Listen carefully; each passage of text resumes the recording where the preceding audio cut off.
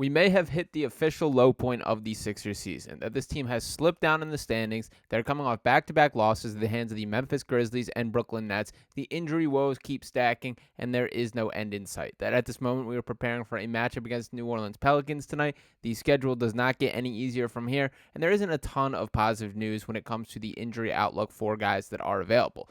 And that did get me thinking. It had me reflecting on how did we get here? What went wrong with this team? And there's a lot to nitpick from an organizational standpoint of how this roster has been managed throughout the years.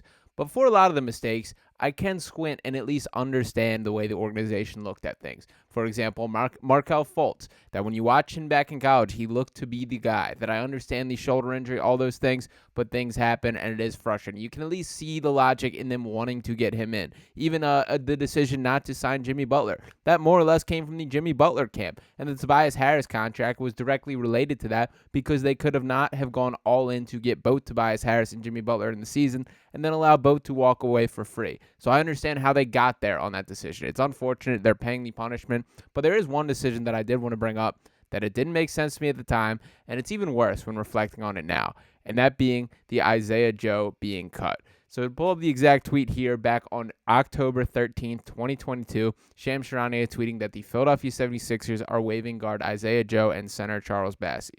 Now, Charles Bassey, recovering from a torn ACL right now, he will ultimately be fine, and I do think a productive NBA role player, a guy that should have been in the mix for backup center minutes and was during his time here. But Isaiah Joe is absolutely the cream of the crop that the Sixers could absolutely use. And one of the reasons why I kind of came towards this realization is besides watching a lot of Thunder games lately because they're awesome to watch and Shai Gilgeous-Alexander is the real deal and Isaiah Joe right behind him.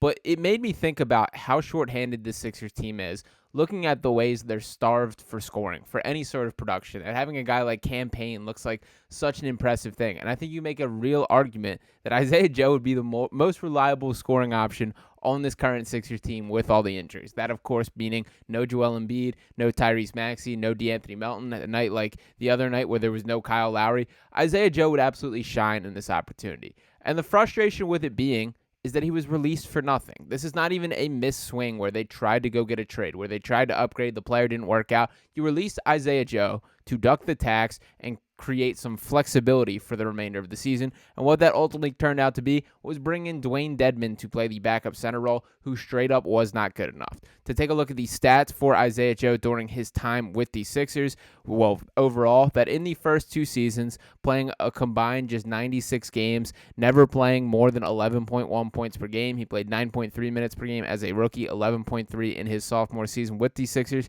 The points per game, you can't take much based on the small sample size, but the bottom line that I want to point to is the three-point shooting. That is what's going to keep him in the NBA for the entirety career, and there's more to his game than just that. Even in the small sample size for the Sixers, think about getting off 2.5 three-point attempts per game in 11 minutes. That's impressive stuff. 2.6 three-point attempts in the 9.3 minutes per game that he shot as a rookie. And he has blossomed since getting to Oklahoma City. That looking at this year's stats, playing 18.4 points or minutes per game, which is a little bit down from last season, but still producing 8.1 points, 2.3 rebounds, 1.1 assists. And again, it is the three-point shooting that will keep him on the floor. Shooting 41.8% on 4.5 attempts per game. He is the real deal when it comes to shooting. And the frustrating standpoint is he is exactly who he always was. That we saw this version of Isaiah Joe at Arkansas. We saw him step up at opportunities with the Sixers. There are even more shorthanded moments. There's one game in particular that sticks out in my brain that the Sixers played against the Miami Heat. This was during the COVID era where a ton of guys were out. Dakota Mathias, I think, was the second leading scorer in this game.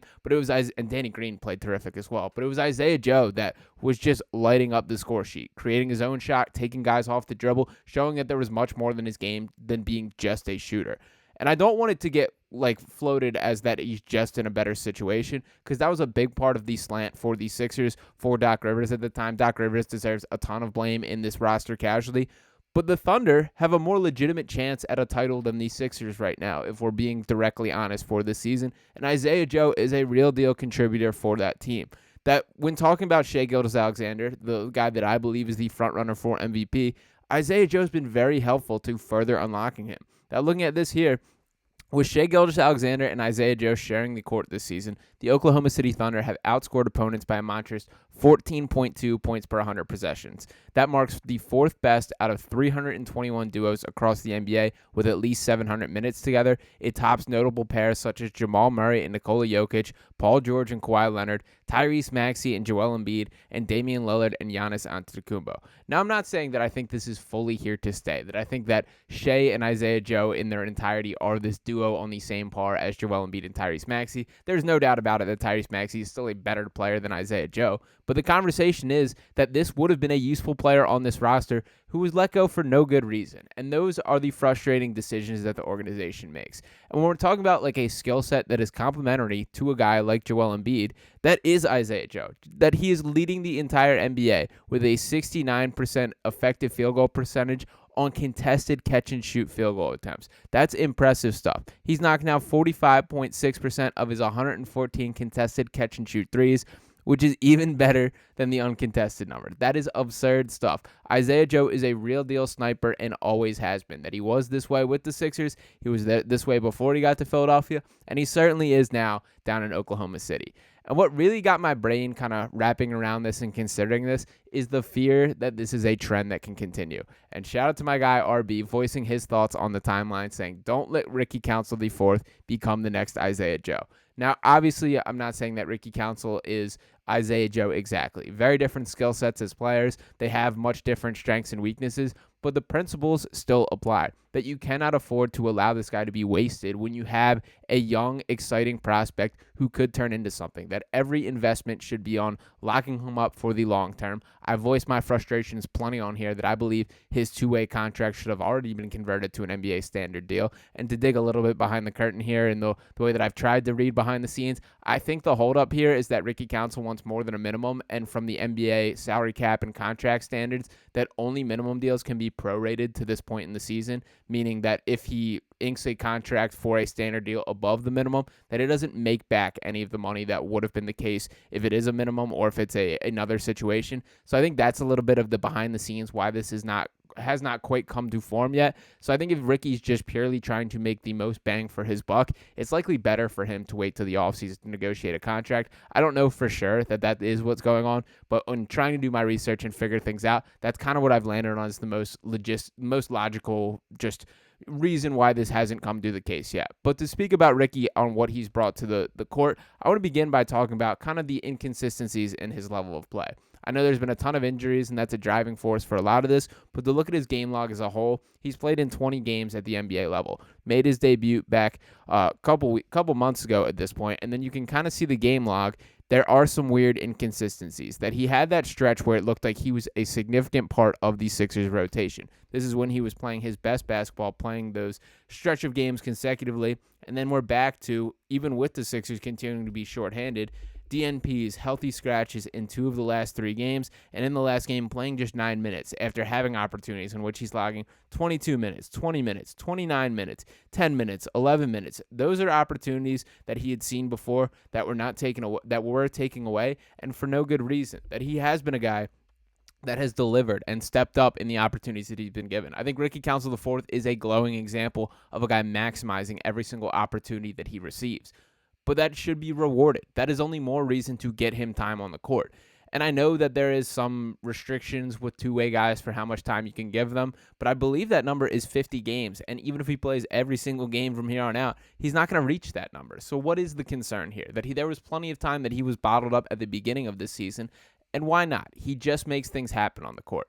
So make sure that this is not the case. And I've talked a little bit about my fear of Ricky Council IV being swiped away from another team. I'm not talking during the season. I'm talking when we get to the offseason, that when this two-way contract expires, the Sixers need to be immediately on it to make sure that they are signing him to a traditional NBA deal for a long-term contract. I spoke a lot about the Shake Milton deal, them offering him a 4-year deal worth just under $7 million, and how much that aged into a terrific number for the franchise, such a team-friendly deal. I don't know if Ricky Council is ready to be talked into that type of thing. He's a guy that has a little bit more pedigree and has shown some intriguing flashes that I think have been noticed around the league. But there's still a way that you can structure this to make sure it works for both sides, to give Ricky Council IV the guarantee, the structure, the long-term security that he likely desires, and make sure that it's not at a number that he won't grow more into. So if you can get him at a comfortable number, I am more than happy to roll out the red carpet and make him at least a building block worth considering.